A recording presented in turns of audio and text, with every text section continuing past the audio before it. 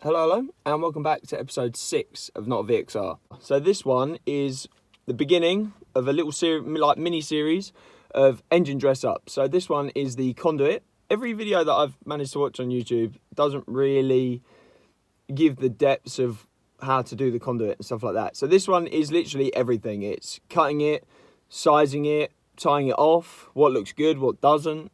And to be fair, the only time I've ever seen it is on a VXR. So on a naturally aspirated Corsa, you might give yourself some new tips and tricks. So I hope you enjoy the video, guys.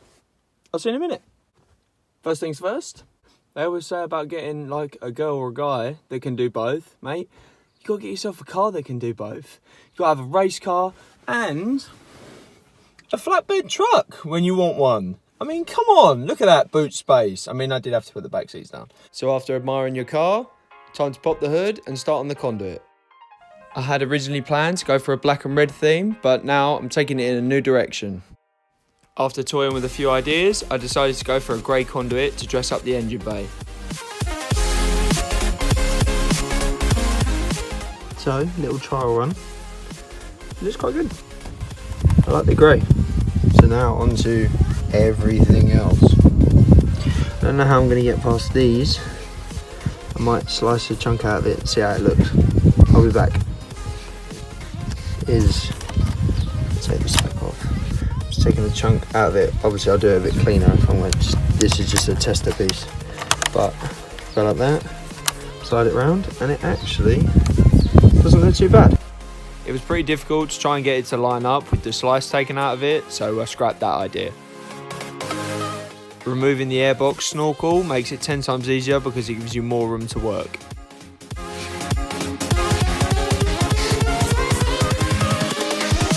Here we go. After you've removed the snorkel, start working on those clips. To release the clips, you just have to pinch it and pull it through the hole. Removing your coolant overflow reservoir is definitely a good idea because it's one bolt and it helps you get to the conduit underneath.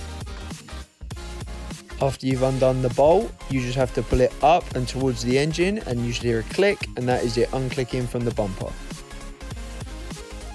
After that, unclick the rest of your conduit and then pull it up above the reservoir so you can work on it. So, to get these off, I had to take this out because I think I put them in the wrong way, but not sure. But yeah, so now to start replacing the conduit. Mine was all rolled up, so it was fighting back so hard, it was unbelievable. The first mistake I made was I had to buy solid because split was out of stock. If you have the option, definitely go for the split conduit.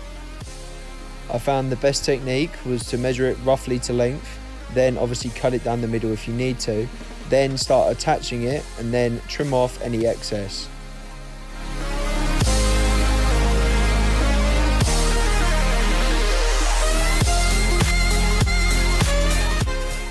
Before insanely struggling to put the split down the middle, I roughed out the conduit at the front of the car.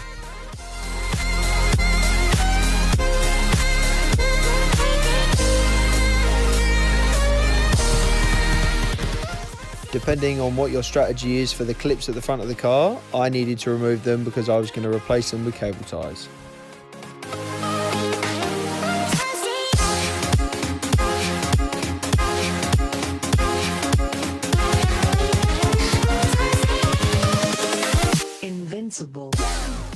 If you had cable ties big enough, you could thread it through the grommet so you could clip them back in the OEM position.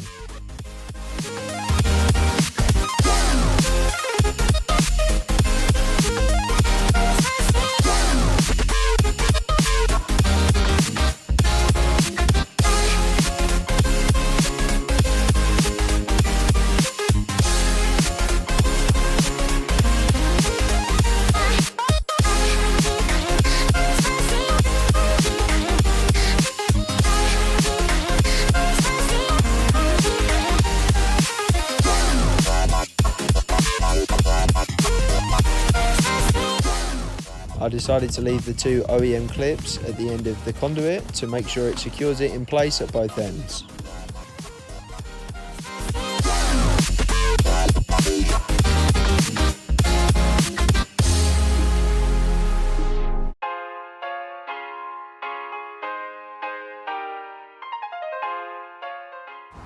So I just figured out how to take these off. A bit late, as I just cut all them off. But if you can get a screwdriver and lift that little prong up, or down, sorry, that clips into the grooves, then you can pull it off, which would have been helpful to know about 5 minutes ago. But learn from my mistakes, guys.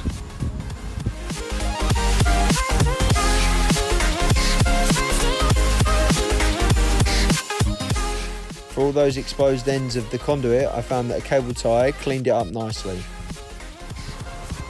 So I've just taken that off of here, because then that can get this nice and straight and cover up those.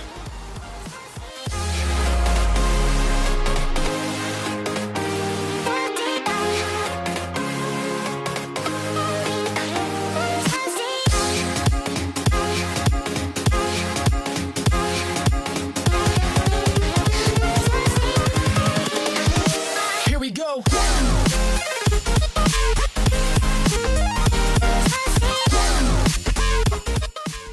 After you've completed all the bits of conduit you want to replace, it's time to start securing them back down. Despite being a British car, we're going full JDM and it's all going to be held together by cable ties.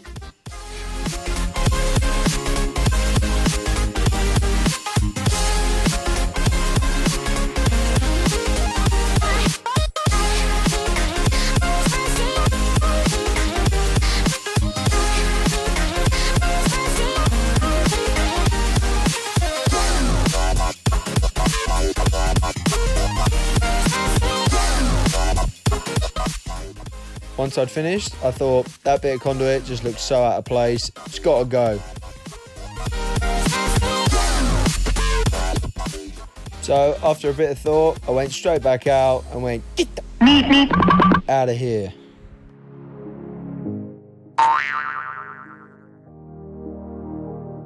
I'm not going to lie to you, I started putting it on, wasn't impressed, so took it straight back off, didn't even bother. After you've finished up all the conduit you want, you can put the clips back on, or you can bodge it up like me with some cable ties.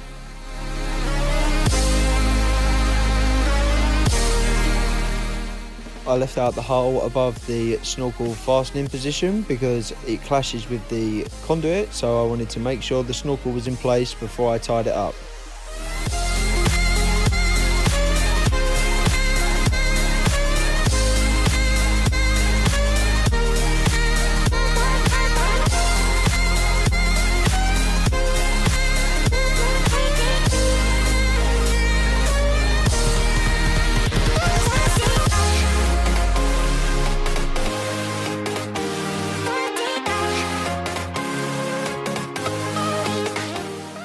Top tip, as this mod took me a couple days due to weather, I put the coolant overflow reservoir bolt back in its hole to make sure I didn't lose it and to know which bolt was for which part. After you've replaced the coolant overflow reservoir, now you can replace the airbox snorkel.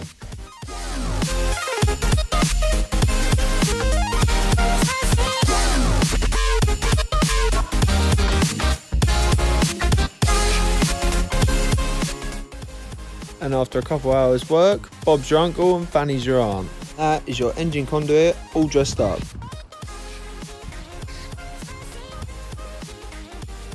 Next step, paint and hoses.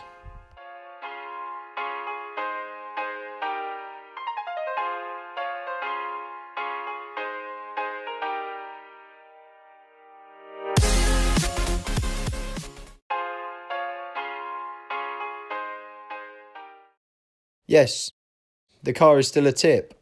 Need to empty it out. Okay, so I hope you enjoyed the video, guys. It was pretty in-depth, so, you know, I hope, you know, it gave you some tips and tricks and what you want to do on your car. If you enjoyed that video, please like, subscribe, and share. I will see you in the next episode. Thank you. Cheers, guys.